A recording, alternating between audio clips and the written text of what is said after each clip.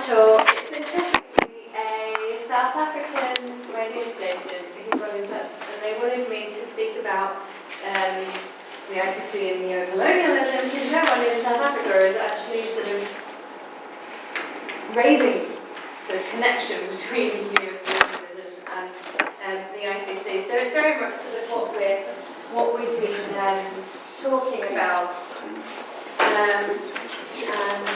Yeah. So today, well, last week we looked at different ways of telling the history of international criminal law, and we said that is there a problem? Yeah.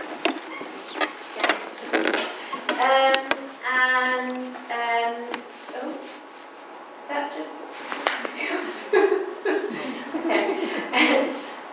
Last week we spoke about different ways of telling the history of international criminal justice, and we said that the most common way in which the story is told is one of progress. International criminal law starting as something flawed in Nuremberg and Victor's justice, and then moving through sort of growing pains with the tribunals which were set up, and then okay, and then the ICC as sort of the mature product. Is there a problem? Can I help you with anything? No. No? Okay.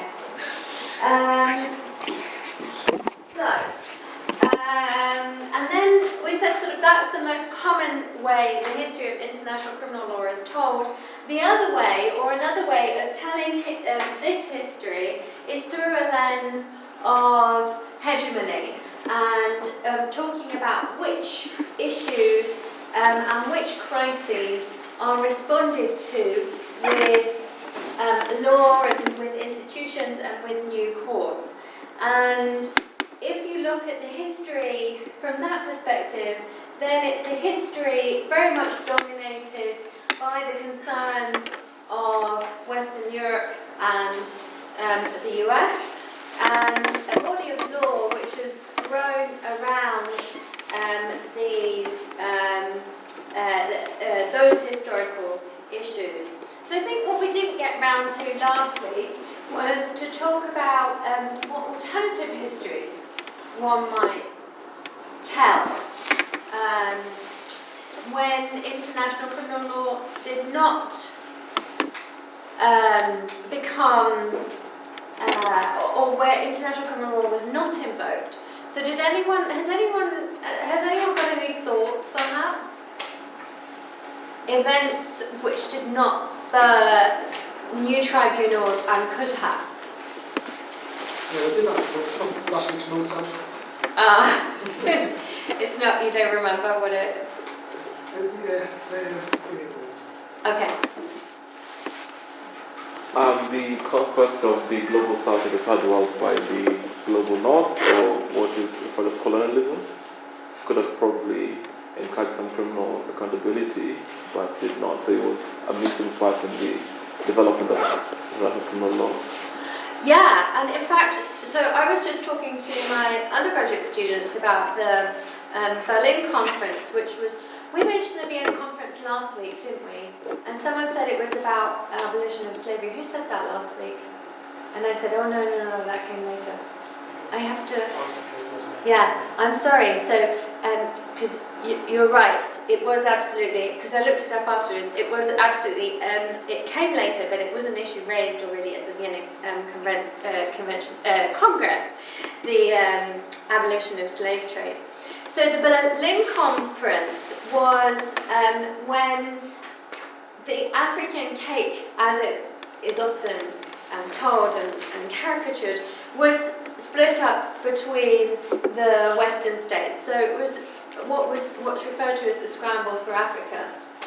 In the late 19th century, the Western European colonial states got together in Berlin and decided who should get what in Africa.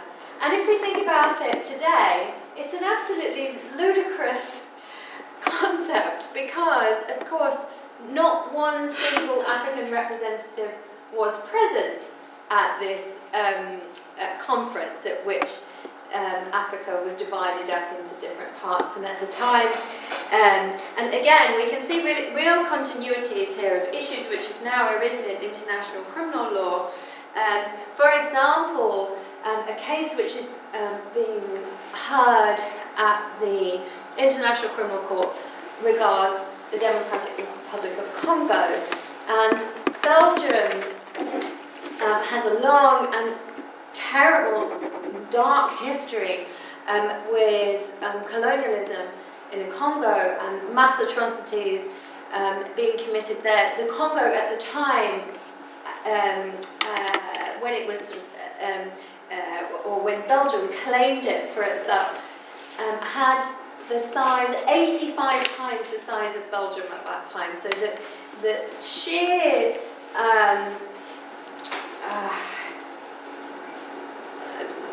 I don't know, the sheer ambition of thinking that this one monarch could rule over such a territory is really crazy.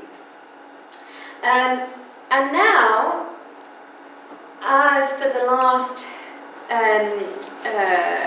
decades, the Congo has suffered constant internal conflict, again as consequences of the time of colonialism.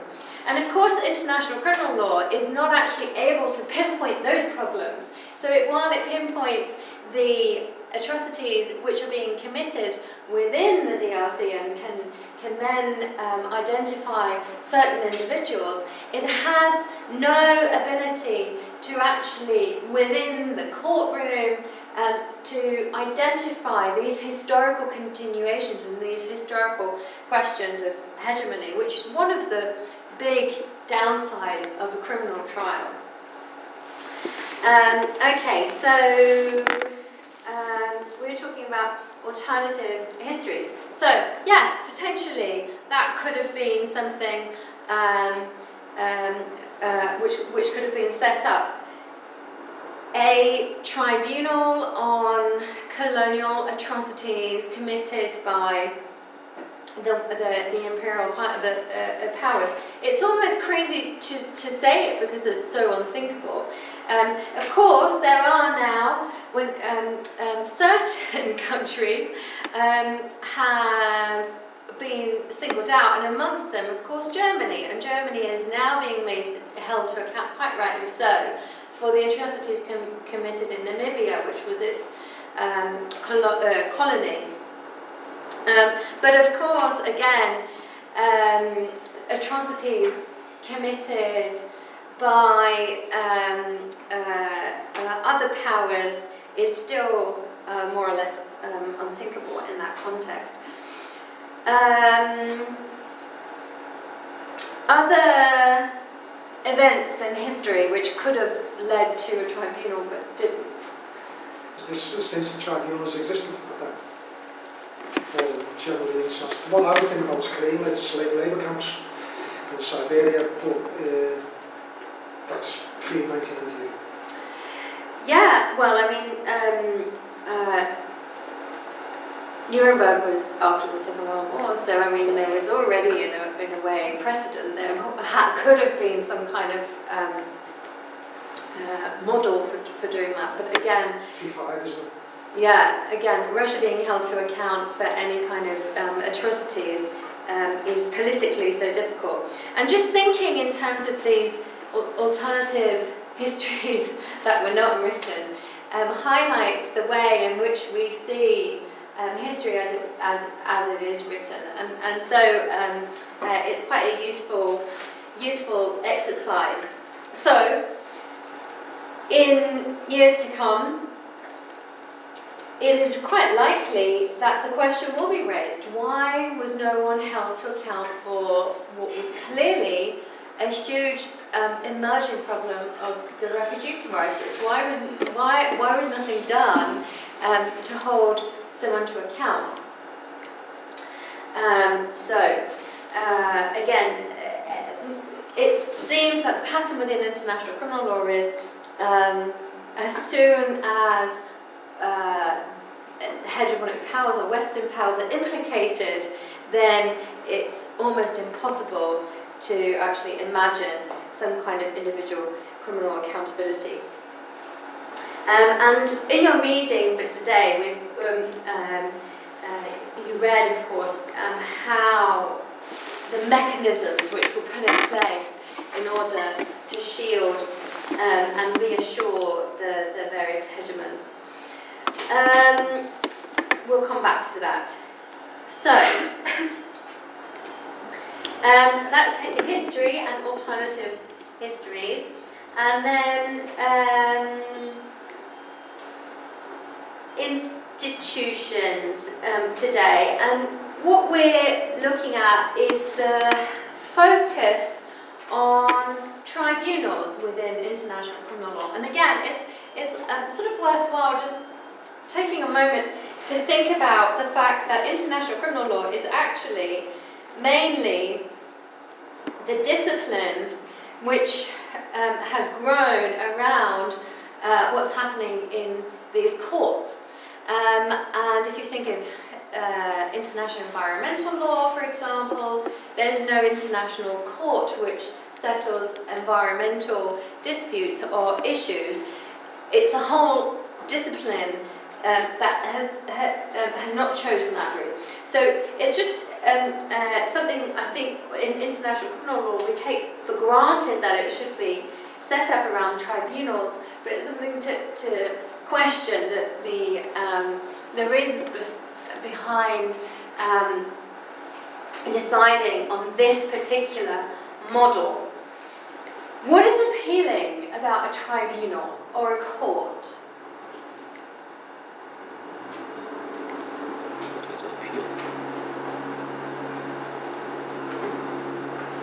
Just mean in general. Yeah, so if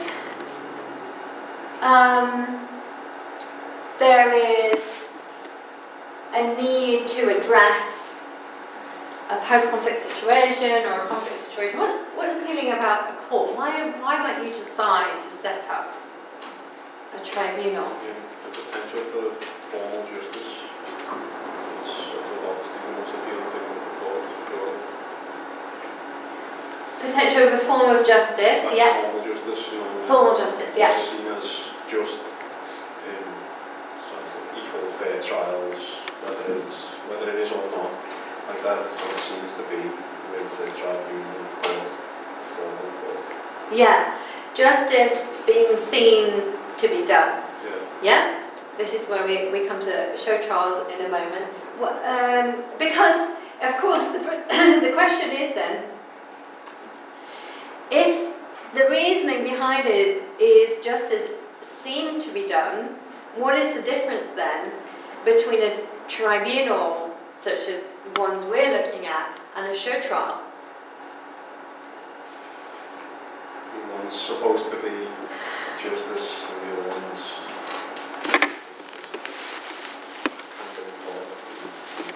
What's the difference? Whether it's like that or not depends on the circumstances. Yeah. So what's the difference between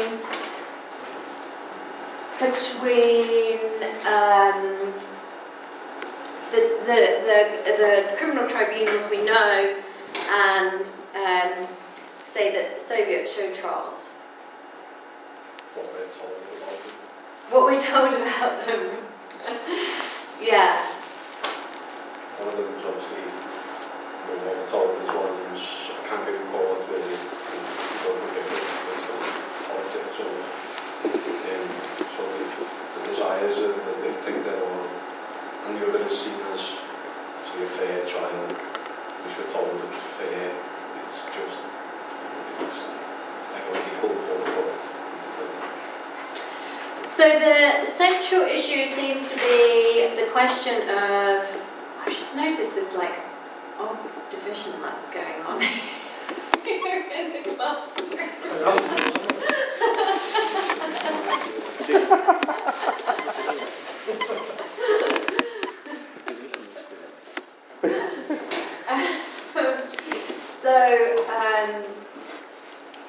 The crux of the matter then seems to be the rule of law. Yeah? Our understanding of the rule of law. How do we understand the rule of law and what place do courts play? I just say something about Aidan's point. Yeah. The church law is about policy of the state, and tribunals about the rule of law. Okay, great. So I was just getting it wrong. Patient.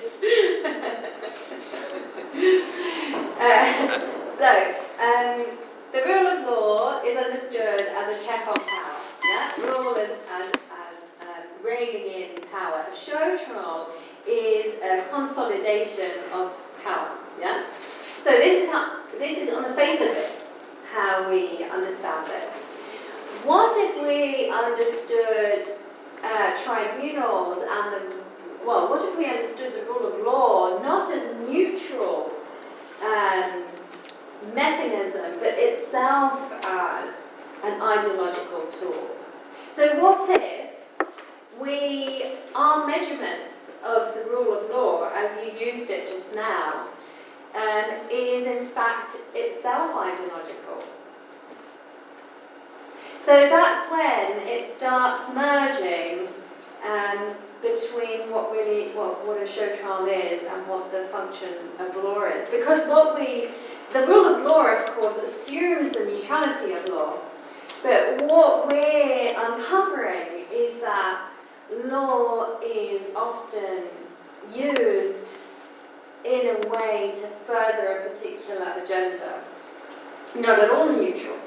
The seeming neutrality of it is exploited, and that's where its potential as an ideological tool comes to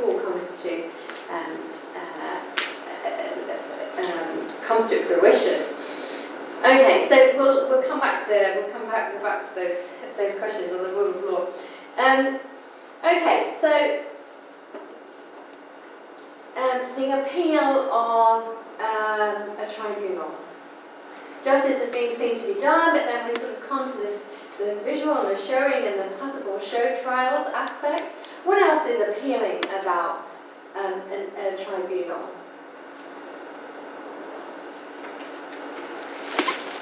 Impartiality. Impartiality. Who is impartial? Is there such a thing? Well, there is supposed to be such a thing. So whether or not it's something in a tribunal is questionable. Yeah. But I would assume that they normally conceptualize with the idea that they're going to be impartial in terms of the matters they're going to look into. Yeah. So you mean impartiality of the judges? Right. Yeah. And in dispensing justice in an impartial manner. Okay. So what if I then say that impartiality of judges is not actually a good thing? It's not actually anything to be desired. So judges have to make have biases, and that's fine. They make political decisions when it comes to tribunals, and they're led by their political beliefs, and in a way that's impossible to avoid. No one is unbiased. Everyone is biased by their idea of what the law should do, what legal systems should do, why they're there in the first place. No, I meant impartiality in relation to the persons facing prosecution. So, for example, if somebody has been brought before a tribunal, or an institution has been brought before a tribunal for alleged crimes that have been committed, that none of the judges in the tribunal, for example, are supposed to be partial towards the persons facing the prosecution, because then that is going to obstruct the dispensing of justice in that sense. Yeah. So how does that fill in with our knowledge that in the US, for the same crime, far more higher sentences are given to black people than to white people. By black judges as well, so it's not just white judges. In the US. Yeah. How- So that's data we know exists. Yeah. We don't know about the international Yeah. criminal field. Yeah, I would say that those judges are heavily influenced by bias, racial profiling, and social constructions of different racial groups, and that seeps into the decisions that they make in those courts, which should be heavily and is heavily criticized. And so the operations and the decisions made by judges is not separated from social constructions of interactions of race. So I would be heavily critical of that. Yeah. So impartiality is certainly a fragile thing, isn't it? Right. Yeah. But is it fair to compare the domestic system to the national system, where the judges are not obviously not carrying out the same functions, but they're not trying the same crimes, not to the same, not the crimes which are tried at international level are obviously much more serious. And I'd hope that judges at the ICC or wherever are impartial in what they do. Yeah, so I think this is also a common assumption and one that I'd like to challenge. That at the domestic system, in the domestic we have flaws there, but at the international level, you'd assume that it would be better, that there would be more safeguards put in place.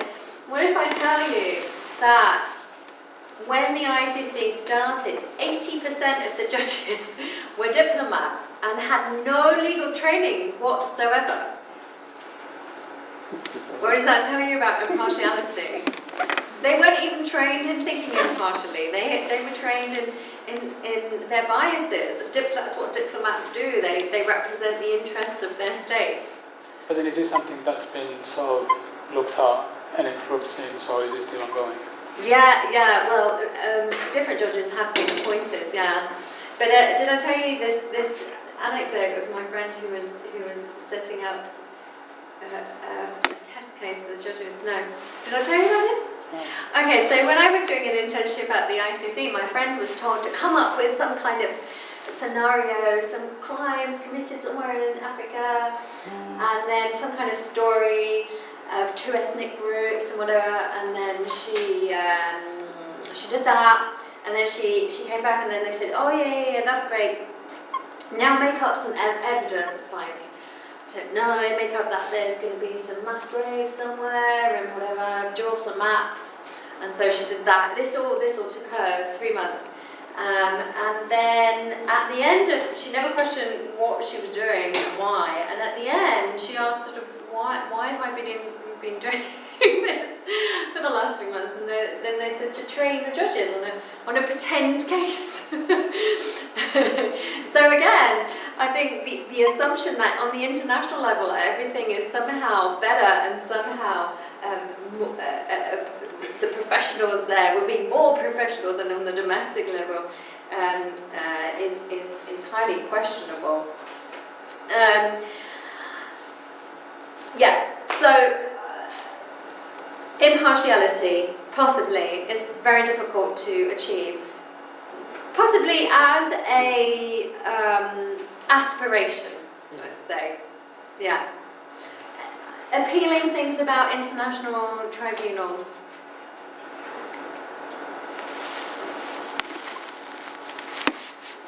What about the element of writing history?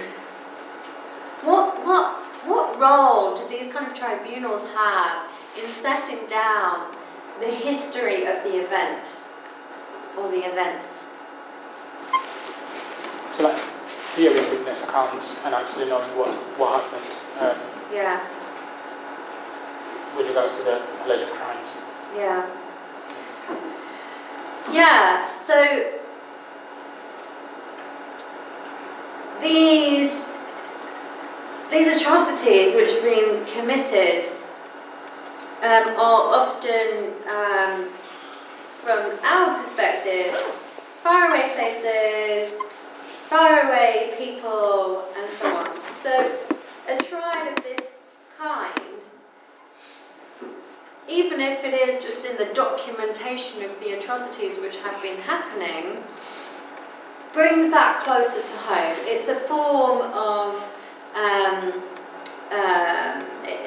information.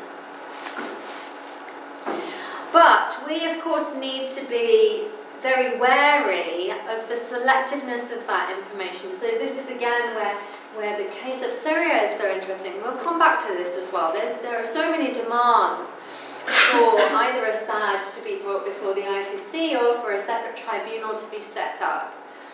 And it's all over, constantly all over the press, the demands. And certainly it comes out of a frustration of not knowing what else to do, I think. Not really knowing of any effective alternatives. But then there also has to be the question of what would that show us, but also what would that hide from view?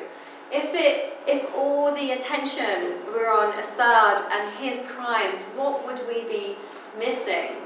And most importantly, we would be missing the political interventions of Russia and the US in the situation as it is at the moment, and all the resource interests that are going on there, the geopolitical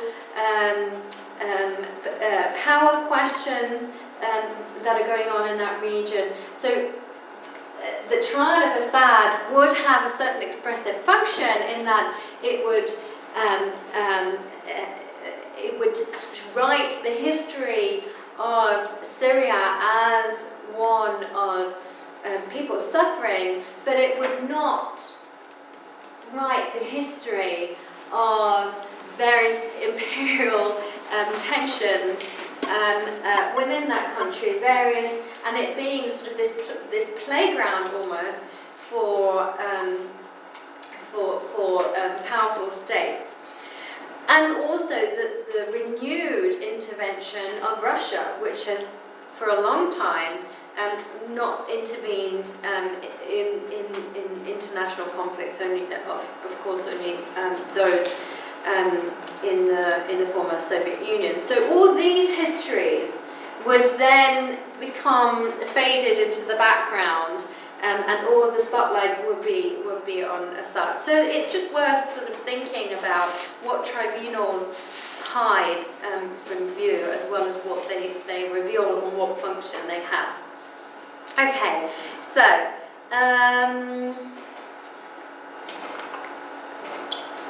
merits and drawbacks of a permanent international criminal court. What's good about having a permanent international criminal court? Because it's permanent, it's like a permanent deterrent towards the people, well, hopefully, people committing such crimes, whereas ad hoc tribunals only come about afterwards and they don't come about in every case. So it's not, so you'd like to think that if people knew that they were going to get prosecuted because the ICC is there, then they would commit those crimes, whereas if there's a possibility that there may be an ad hoc tribunal, then they may. Yes, absolutely. So the reactive nature of tribunals means that the mess has already been created. It's only just sort of a way of somehow cleaning up that mess. Yeah.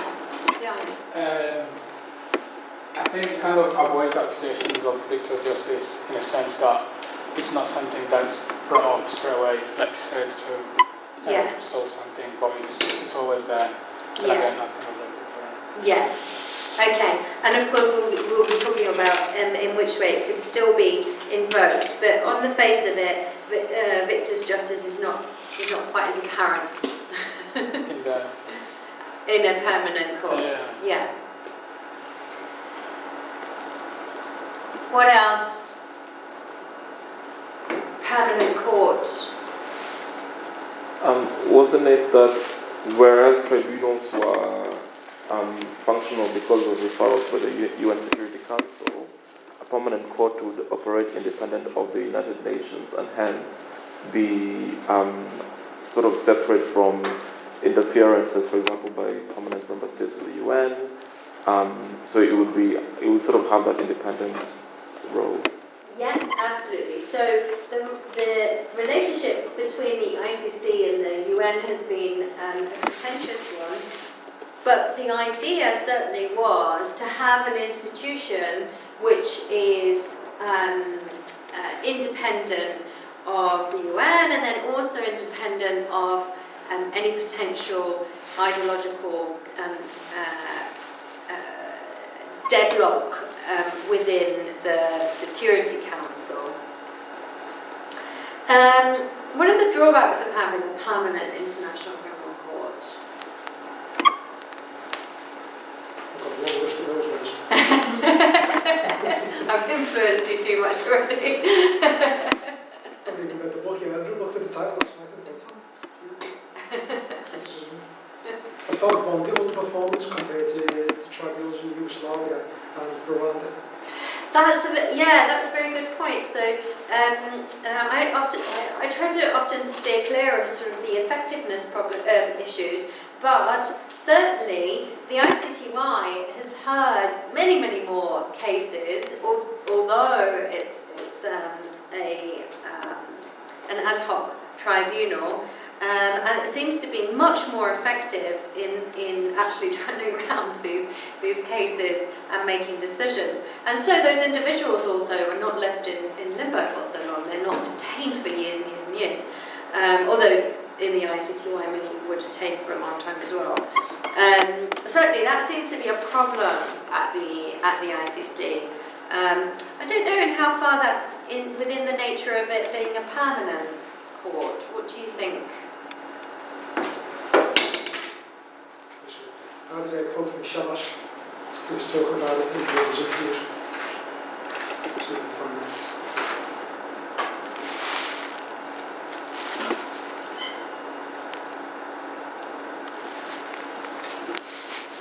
Does anyone want to, Yeah, I think help out in the meantime?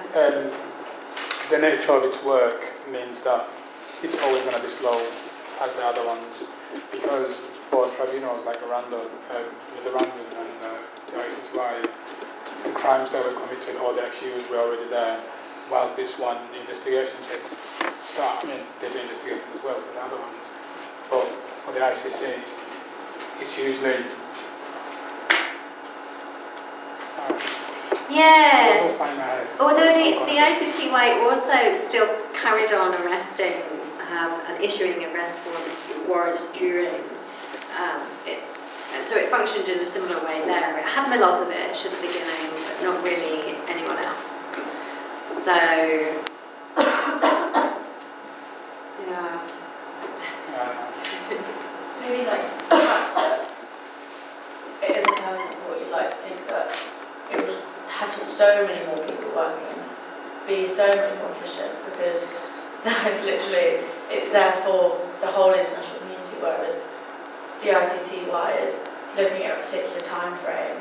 So obviously I guess maybe that makes it easier for them, but like the fact that it is permanent, that is its one function, and you would like to think that it is constantly ongoing and it needs to find a way to be efficient, because it is a permanent court. It's not going to come to an end then.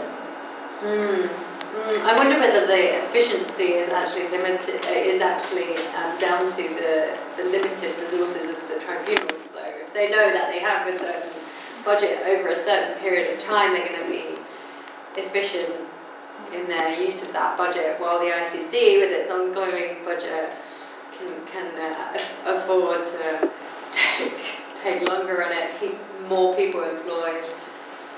The ICTY set up by the Security Council. Yeah. Then we could say that because of that, well, maybe it's set up by the Security Council, it's seen as having a more widespread international sort of pattern, whereas the ICC doesn't necessarily have that on a case-by-case basis. Being a permanent court, in sort of case-by-case, we have international pattern by a wide variety of states. Possibly, although the ICC has so many member states that you would think actually more people are kind of really invested in its success Yeah, You know, I mean, sort of politically, yeah, the actions of the ICTY were backed yeah, by the state, whereas on a case-by-case basis, isn't necessarily politically, it's the ICC isn't necessarily backed by sort of more powerful states and a lot more widespread range of. I don't know. yeah. Although the backing of the ICC by powerful states is something that very much came to the fore in the reading for today, didn't it? That there were certainly particular states which had an interest in the court being a success. Among them, Germany and Japan, who don't have a seat on the Security Council but have wanted one desperately, and so they thought, okay, if we don't get the Security Council, at least we'll have this court, this will be ours, we will shape it as we want it, and we will get people to align with our interests who are in similar positions. Canada, great, yeah, also not in the Security Council, might want to be so, we could get them on our side. So you can see really how you've got those the sort of concentration of power in any institution. And then with that, like, it's only a permanent court for those who want it. So a permanent court, you have to like, sign and ratify the Rome Statute, and every state is going to want to do that, so it's going to be selective states who are backing it rather than, and it's not an international, it's a semi-international for those who feel it will benefit them. Yeah, that's kind of what Aidan was saying. So I wonder whether now is a good time actually to hear about the show trials, and then we'll move on to more sort of detail about the ICC and how it works. Yeah?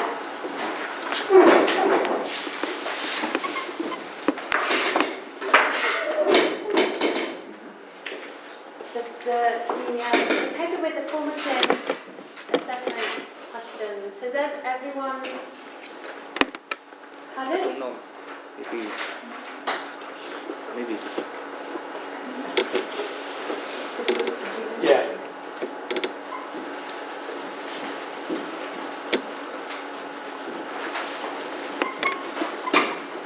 Well, Soviet social as well, it was first French ones in 1936, 1938 in Moscow. But before that, there was two other trials, the National Vickers trial, where British engineers were put on trial for spying or for sabotage of the Russian machinery. But the most important one was one that is almost never reported in the West. In fact, when I was started researching this 2 years ago, there was only one publication on it, and that came out in January 2014. Another one came out in October 2015 by Stephen Kotkin of the US. And so there's those two online with the only things that I've actually looked at this in substantial detail. I came across it by looking at Andrei Vyshinsky, who was in the Human Rights Commission. I was looking at him because I was writing about the drafting of the Universal Declaration. Found out that this was a really strange character, and I started looking backwards for him. I saw him in the Moscow trials in 1986-88. Tracked him back further still. I, in fact, wrote a small biography on him. I tracked him back to the Shakti trial where he first came to prominence. Now, his history is, if everyone's studying human rights, his history is something that really must be looked at and considered for the amount of things that he's been involved in. He's a really evil person. In 1908, he was in jail for being a terrorist. He was a middle-class boy, and he was traumatised by this jail, which was Bailavka in Baku, which is a notoriously brutal prison, where the prisoners turned on themselves, ripped them apart, blood was sprayed across the walls. He was traumatised by this, and he was taken in by a cellmate, who was actually the daddy of the prison, called him Kobo. This Kobo guy who just ran the prison, he was a gangster, he was a bank robber, and he changed his name to reflect this bravado that he had. He called himself the Man of Steel. His name is Yarishvili. He later changed his name to Joseph Stalin. So Stalin comes to power after Lenin dies, and he's looking at he's overseeing the decimation of Russian industry. He's looking for scapegoats, because basically it's the ineptitude of Stalin and Lenin. Lenin actually turned his back on communism. In his 1921 speech, he actually said, communism doesn't work. We're going to introduce capitalism to rebuild the Russian society, and we're going to introduce the new economic plan. The new economic plan was a complete failure. So by the time Stalin was in power in 1927 onwards, he was looking for a scapegoat. Otherwise, he's going to lose power. Trotsky was always in the wings waiting to take over. He should have been the leader of the USSR. So he found these engineers in Shakhty. Shakhty was a mining region, or it was in Ukraine, Donbass. Shakhty was a mine, and he found that he could use you use it as an excuse to prosecute some engineers and say the reason why the industry in Russia is falling apart, it's not my fault, it's these saboteurs. But because in 1928 Russia, it was pretty much a rural area, it was almost medieval, there was no technology, no industry. How could he get his message across? As you said, he wants his policy to be the dominant one across Russia, but who's going to hear it? People are just going to be still, ploughing the fields. So what they did is they started this huge program of propaganda whereby they built radio antennas across the country.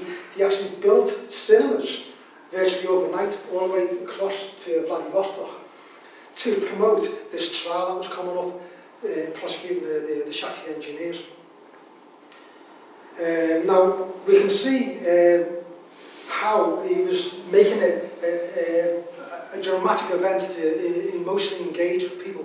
Now we look at the modern times, these same techniques that were developed by Wyszynski and, well, not by Stalin. Stalin just, you do it, but Wyszynski was doing it, and Yezhov and Yegorov was also assisting him. These techniques, if you look at modern media today, if you look at Channel 4's Big Brother, it's exactly the same thing. It's looking at captive people, it's looking at getting the people emotionally engaged with the people who were there, trapped, and then watching them eliminated one by one. This is the essence of the Soy trial. It's to engage the people. Justice is not important, it's about controlling people's minds. Now, one of the curious things, when we go back a moment, Wyszynski was a lawyer, he was not a judge. And for Wyszynski to head this trial, he couldn't be made a judge in such a short time. So what Wyszynski said was like, why don't we make this something called the SJP, the Special Judicial Presence, which is like a court, a special court, with no legality. Its jurisdiction wasn't listed anywhere. But he said, put me in charge of this court, and I will have this guy, Krylenko, who's a good prosecutor, vicious, as we know from the 1917 revolution. He loves the bloodshed. We bring him as the prosecutor. So Wyszynski was there, and as Chief Justice, not judge. Most of the few publications that talk about it, you can't be fair to him as a judge, he was not. So we have Krylenko there as the prosecutor, and Wyszynski.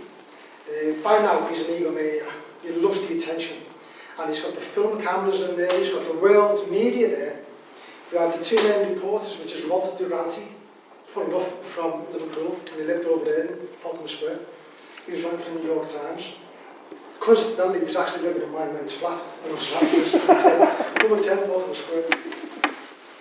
And we have also one, Eugene Lyons for the Times of London. They wrote the newspaper report at the time, and so they are probably the best source for me, because even though it was widely reported in Russia, there's almost nothing translated in English, as I said earlier. So when Krylenko, as a prosecutor, he's there in front of all the cameras, he's beginning showboating, because it's about engaging people, so he's showboating for example. Wyszynski, he was twisted about it, because really, he wanted the attention. Wyszynski would turn up in court with a super sharp blue suit and makeup on, full black and white cameras. But when Krylenko was getting attention, he would break in, stop his momentum, and spoil the whole thing for him because he wanted attention. It was that kind of palaver, if you will. Now, evidence. There was no evidence. The convicts, the engineers, they were tortured to give evidence. They would submit and say, well, look, I'll just, as you know, the torture, you say whatever you want you to say. You know, just stop torturing me, I'll say whatever you want. So the evidence there, the NKVD, which was the forerunner to the KGB, of which Wyszynski was a member, and Krylenko. They would torture the guys. The NKVD said, well, we want, what you want us to do, we want this particular evidence from these particular people. So the NKVD will go in there, you torture them, you say, sign this document, they then go and be presented into court. Because it's a short trial. The victims, I keep calling them victims, but the defendants, they were marched in, flanked on either side by soldiers with long rifles with bayonets fixed. Completely useless in a court, you know, if it's tight here, you know, you're not going to get room to jab someone with a bayonet, but this is all for show. So one poor defendant in Skruto, he was standing there in the dock, he was, Krylenko was saying, you've done this, you've done that, you've done that, you know, admit you're a stooge for capitalism. And it was, yeah, I admit it, you know, I did everything. In this case, there was a scream from the gallery. His wife shouts out, Collier, don't do it, you know you're innocent. Don't do it. Skruto was mortified by this. He staggered down, and it was like he started breaking down his tears. He said, I just said what they wanted me to say. They said they'd torture my family, they said they'd attack my family. I'll just say it, just to protect my family. I'll say whatever they want. Wyszynski went mad. Closed the court, he had the wife thrown out. He had Skruto carted off for a 10-minute recess. After 10 minutes, comes back. Krylenko interrogates him once more. Skruto, broken, says, yeah, I just lied again. He was taken backstage, back into the room, he was tortured again, and said, go back out, stick to your testimony. Now, because this was like a forerunner to major show trials, it was about ironing out all the different, there was basically no deviation from the script, because they wanted to try these things out. So later on, when Rabinovich and Rykov was prosecuted and Bukharin was prosecuted in the 1936 trials, they were political trials. The template was developed in Shakti, but it was only on poor engineers. Now, a slight aside from this, there was 5 German engineers that were prosecuted at the time. Now, this caused a crisis then because this was a worldwide event. The world's media were there, and these 5 engineers, the German ambassador said, well look, how come you got German, just like the ICC in Africa, how come you're only prosecuting German engineers, you're not prosecuting the Poles, you're not prosecuting the English, you let them go free, it's only the Germans.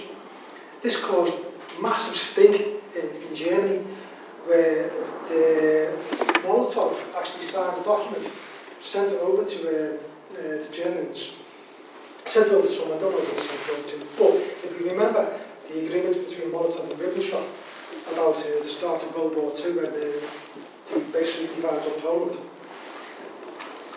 Back in 1928, the Nazi Party in Germany was banned from running for election under the Beihol-Push ban.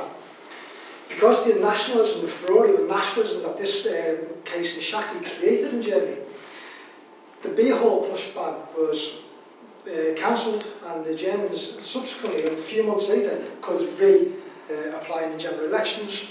They did enter the general elections, and they did very badly. But the second general elections, we all know the Nazis came to power. That, it could be argued, was a direct result of the Shakti trial, because of the publicity that was gained from it. I mean, I've been studying for this 2 years, I've got so much documents and so much information to tell you about it, I'll just cut it short and say at the end, the judgment was Wyszynski condemned 11 men to death, and because 5 of them, agreed to cooperate, i.e. to say whatever it was. They got clemency, so 6 were actually executed. And one of the guys, one of the condemned men shouted at Kaleko, as you pass the prison, you remember that I sit there watching them. I tell you this, they will rise. One day, a Soviet Zola tried to use Yakuza about this trial, and we stored our names to honour. He was taken outside and executed. Sam Zola at this moment finally came in 1989 when Gorbachev declared Shattuck defendants innocent of all charges. Any questions? Thank you, first of all. Questions for Carl? Show Charles. It's more than a rule than We'll be talking more about show trials in the next seminar anyway. I'm delighted that you spent 2 years preparing for this. Decided 2 years ago to do. Lenin turning his back on communism. Sorry? You said Lenin turned his back on communism. Yes. Well, he... To send the links. Sorry? I've found the actual links and the lectures that he said it. Yeah. Well, the purpose, the reasoning was that Marx had said for a state to be able to transition into communism, it first has to move through capitalism. So this was within Soviet Russia and prior to that when Lenin was coming to power, a constant issue of how can Russia transition to communism if it hasn't, as Marx said it should, first, or as Marx said it, society should first transition through capitalism. So in a way, yes, Lenin did support capitalism, but so it's a bit misleading to say he turned It's his definitely back. not misleading. I mean, if you look at Saul Alinsky, I mean, the thing is, to head towards the socialist utopia that Marx was talking about, you have to trample over the bodies of millions of people. And as Saul Alinsky would say, you're looking at it's only a small thing to create a great evil if, at the end of it, you reach the socialist utopia. But in society, you can't have that. You can't have a degenerate idea like Marxism that destroys people because it may be something good in the future. It's inherently evil. Well, we can talk about that another time. But just to clarify why Lenin. Sorry. I will send you the link on this first week. It's online. Yeah, no, I'm aware of that. I'm just saying that the reason why he introduced capitalist mechanisms was not because he turned his back on communism, was because the ultimate goal was still communism. Anyway, we don't know. Well, you actually know, I will send you because I did go into detail on it, and I didn't even put it in the dissertation actually. But that was really important. But he did actually say, well, it doesn't actually work. It doesn't work in the modern society. It's not a matter of going through something to get through.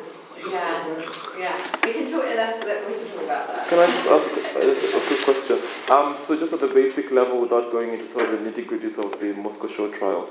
So were show trials then constituted with the aim of ensuring justice from criminal trials, while also satisfying the public's satisfying the public? Is that what was the main purpose throughout, for example, the Moscow show trials, and what is their standing today? Well, the main purpose, there's several purposes. I mean, in a tragedy like this, you can take advantage of many different aspects of it. But one of the important things at the time was to create a more compliant citizen. And in the Soviet legal theory at the time, or social theory at the time, there was something that he wanted to create, was Homo Sovieticus, which was like the Soviet person. It was leaving the general society behind and creating this whole new utopia where you want to create a new citizen that would occupy that new utopia. And so one of the stages of that was to create this compliant citizen. And the trials themselves was about showing, look, these evil people that were put on trial, they're not us. They should be destroyed, eliminated. And the real person is the person who does certain things, like you report your parents for not having a picture of Stalin on the wall or different things like that. So essentially, it was about social engineering.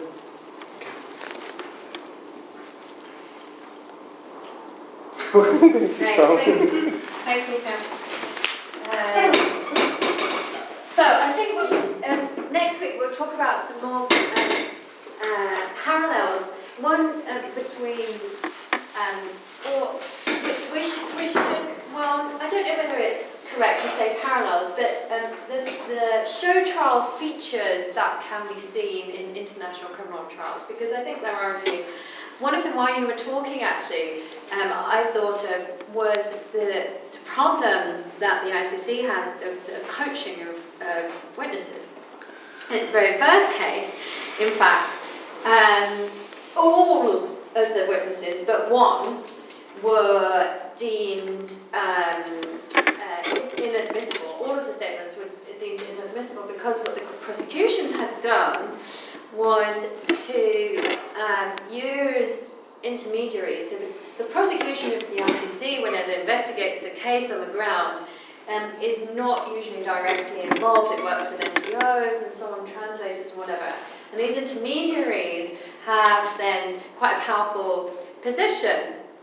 And it turns out that the prosecution had instructed the intermediaries to coach the witnesses what they should say in court.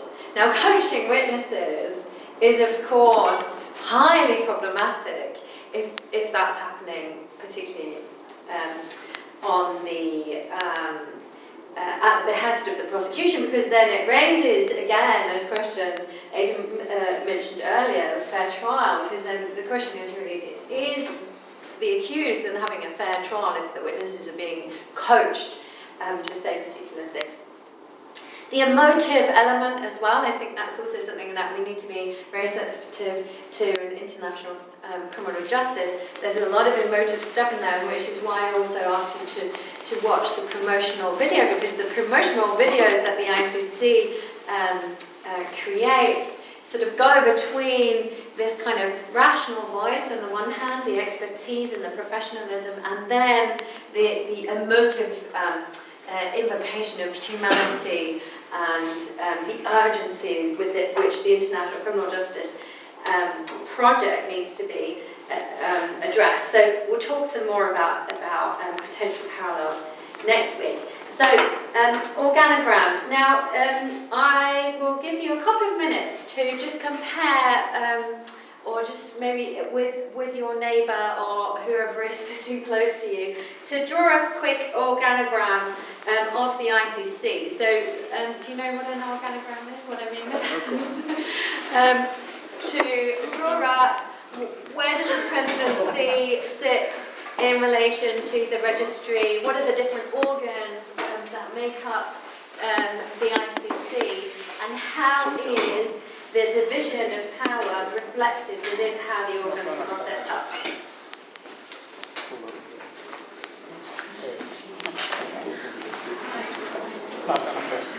Very good.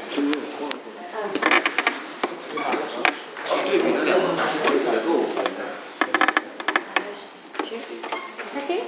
Yes. Yeah. Nicola Rock. Oh, okay, yeah.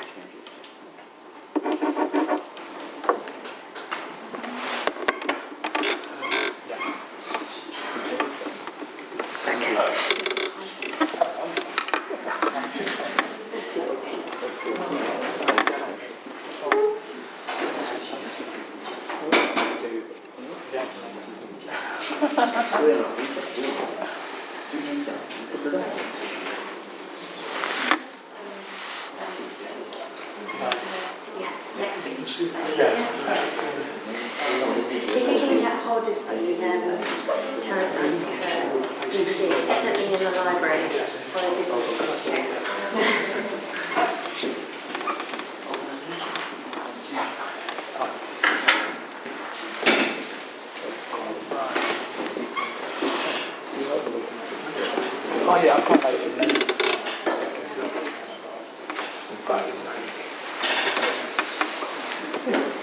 Okay, because I'm going to ask you to draw up your organogram onto the board.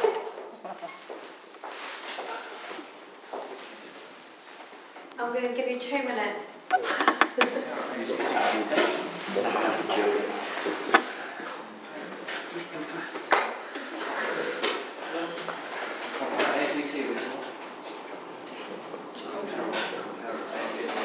That's where the judges are.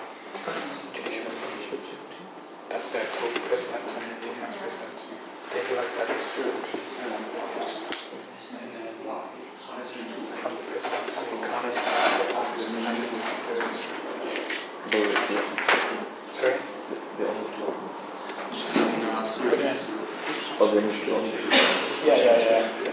We've got three organs, or 4.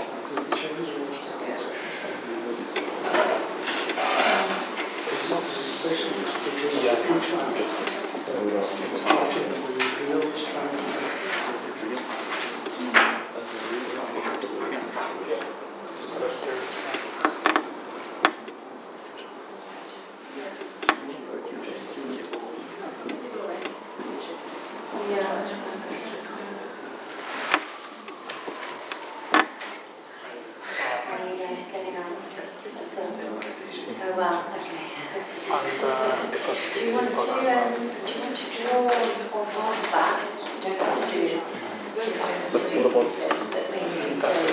there's nothing wrong with that. I think so. onto the board? That's the prosecutor.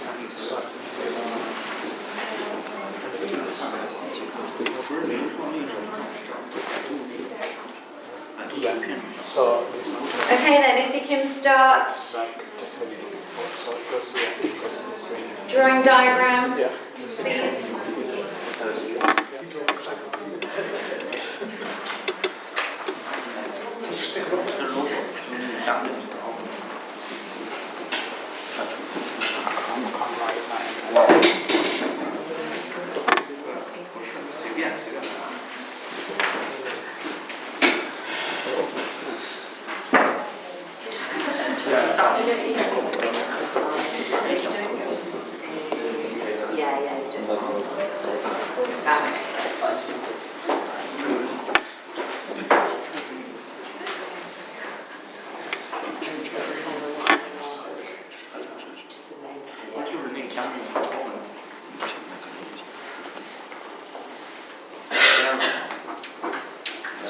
You all got the same one? Because then there's... Which one I think everyone has. Oh, okay, there's a different one. Yeah. Would you... Yeah?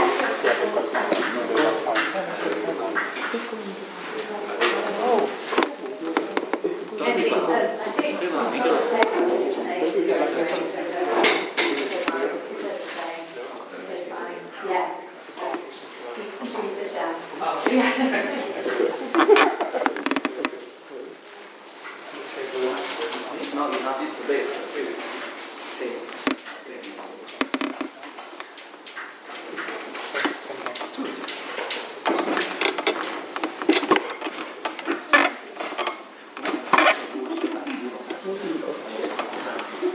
Okay, so while they're doing that, we can start talking about what gets the most attention. The prosecutor has an agenda, while the president speaks on behalf of the court. Does that make sense? Yes? The prosecutor has in mind already that individuals might be charged, and the president has the interests of the court at large at heart.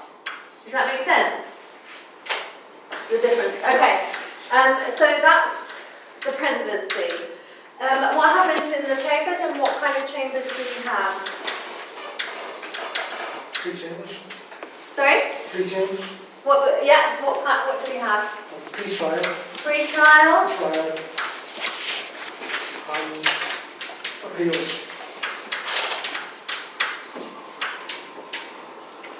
Yep. So all the cases go through these 3 stages. Well, yes. The pre-trial chamber, what does the pre-trial chamber decide on? Make sure everything's in order, the evidence is accurate and tracking. Yes, and most importantly, confirms the charges. Because the charges are brought by the prosecution. Yes? Charges are brought by the prosecution, and it can only go through the chambers, so to the judges, if those charges have been confirmed. Then we've got the trial chamber, which is where the main action happens, and then we've got the appeals, which is after the judgment has been spoken, and usually there is a possibility of the appeal of that judgment, and usually that is also taking advantage of that opportunity. Right, so chambers, that's where the judges are, that's where the cases are heard, that's where all the legal stuff happens. Yes? Registry then. We were talking about administration. What does that refer, what does that regard? The vast majority of the people working at the ICC work for the registry. This is the biggest organ in terms of people. What happens at the registry? The daily running of a court. What do you think? What would that include? Paperwork. Paperwork, yeah. What kind of paperwork? Just to kind of make it a bit more concrete. Who's saying this to go for donuts? Sorry? Who's saying this to go for donuts? Who's turning it into gift donuts? Yeah. Budgets, HR stuff, exactly, writing contracts for the people who work there. Records, staff cards, stuff like that. Yeah, that's where all of that happens. Plus, the registry is where the public relations unit sits. So everything that is done, communicated to the wider public, happens at the registry. That's quite a big department in the registry. And again, sort of, if the presidency enters into any kind of diplomatic relations with other states, then that would all be part of the work of the registry first of all, and then when it's in its final stages, it then goes to the presidency. So all the nitty-gritty stuff happens in the registry. And under the registrar. Okay, so we've got the office of the prosecutor. As we know, there's a chief prosecutor and then there's a deputy prosecutor, with the chief prosecutor being Fatou Bensouda at the moment, who was previously deputy prosecutor to Luis Moreno Campo, who has now gone off to do his own consultancy stuff.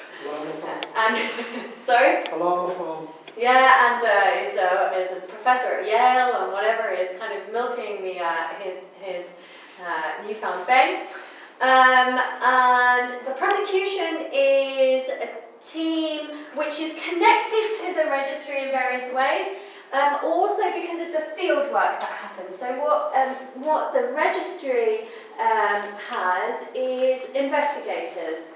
Yeah. So whenever a new case is opened, the prosecution would instruct the investigators to go whenever whenever they have interest in a particular situation, they will tell the investigators to go. They go with I used to share a house actually with one of these investigators who went on fieldwork, and they have their little secret suitcases of all of the kinds of water purifiers and what have you in there, and then they go off and do their investigation to find evidence and to talk to witnesses and so on. So that's how all these communicate in some kind of way. What's very important is that the prosecution... there's something missing here. What's missing on this one?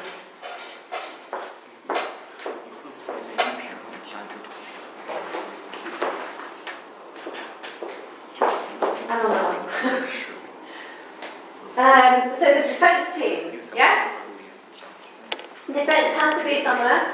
The court has a set of, it's sort of separate to the court, but of course connected to it, yeah, they usually have sort of an outbuilding somewhere. So it's important that there is separation there. In the new building they've moved into, there is separation. Before they were all in the same building, which was very odd, and everyone got drugged together and then they started talking about the cases. Not good, happened all the time.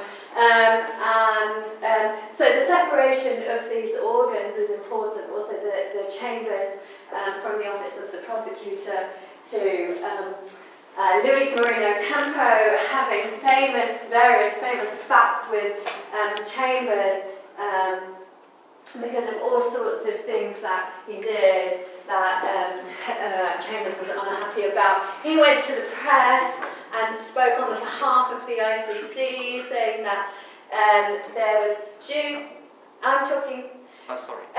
saying that the court had found that particular defendants had committed crimes even before it had gone to the court. So the prosecutor and the prosecution and the chambers, and there's often sort of a tension there historically with the ICC. Anyway, okay, so we need to finish soon. Any questions about how the ICC is set up? So the picture was up there earlier on. What they've now done with this sort of bespoke building, the new building of the ICC, is that they have actually separated all of these organs in separate buildings. And you can't move easily between these buildings because that was sort of a major problem before.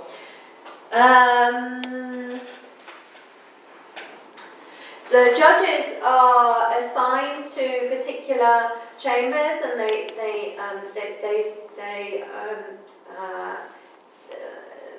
will then usually in terms of seniority. So the more junior judges on the pre-trial and the more senior ones on the appeals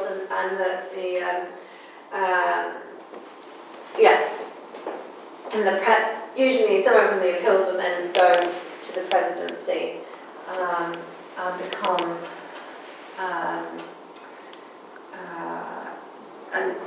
we'll have the communication with the sort of the senior management team, if you will. Okay, yeah. Any questions about how this ICC? I just had one thing. I think this morning was it that there was a report submitted to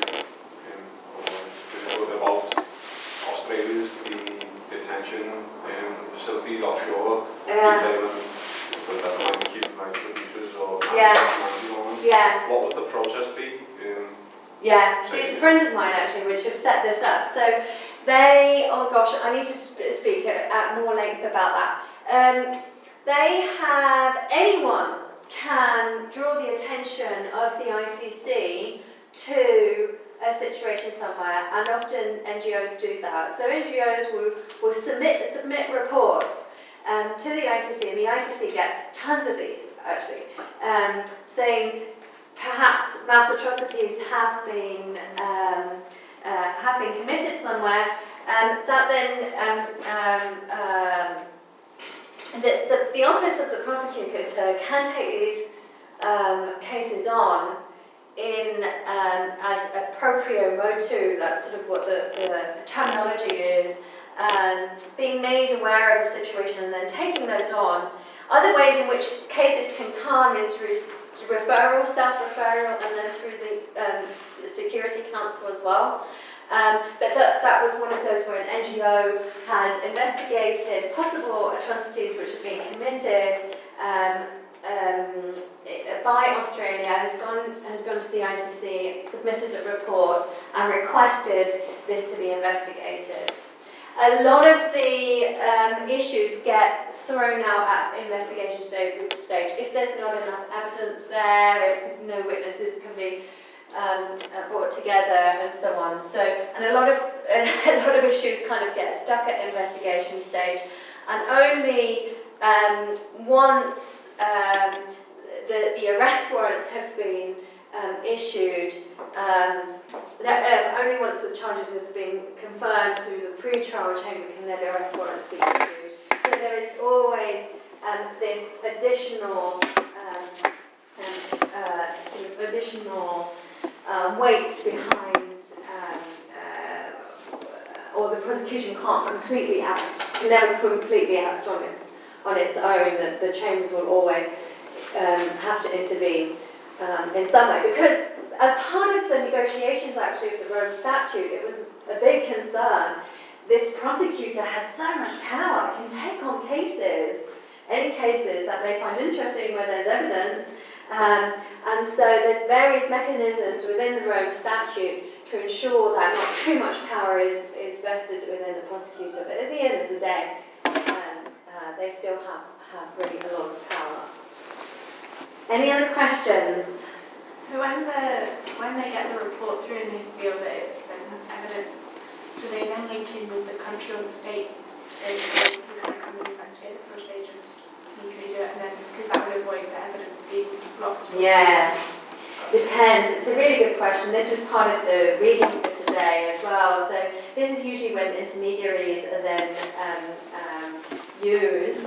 And in some cases, so in Sudan, in the case of Sudan, for example,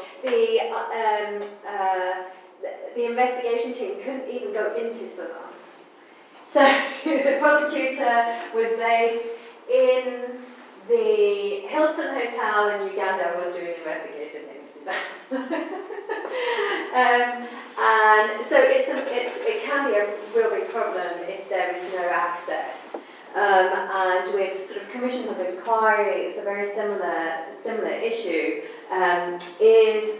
What if access is denied? Can then investigations still happen? They do still do them usually with NGOs, and the evidence issue is a massive problem at the ICC because it's really difficult to find out what really has been going on, and it's only through the last sort of years that their practices have even become transparent, because we just don't know how they get evidence or how they don't. It's all a bit murky at that, at the evidence. There's a great piece actually I can recommend on that problem. Yeah, so we'll see what happens with Australia. But I'll talk more about it because it's an interesting case, and who knows what will happen. Australia being made accountable, officials being made accountable at the ICC. I'm not sure whether that will happen, but yeah. Without a doubt, atrocities are being committed. The conditions of the people being detained is absolutely atrocious. So it's good to, at the very least, this is sort of what I was trying to say earlier on about documentation. At the very least, sometimes what international criminal justice can do, although it's so selective and although so many of these mechanisms are so flawed, it can have a role to play in gathering evidence, in gathering documentation, and in setting down some of the facts, even if they are contested and even if they are unclear. Then that sort of is a role of international criminal justice. And these friends of mine who have brought this case, they're critical of international criminal justice. They just see this as an opportunity, a possible tool of drawing attention, the media attention as well, of the conditions of those detained on those prisoner islands. Yeah. Okay. So sorry to sort of cut the seminar short, but we'll come back to tribunals anyway and show trials next week, and I'll see you for that. And Divine will be speaking about Jacques Berger. Thank you.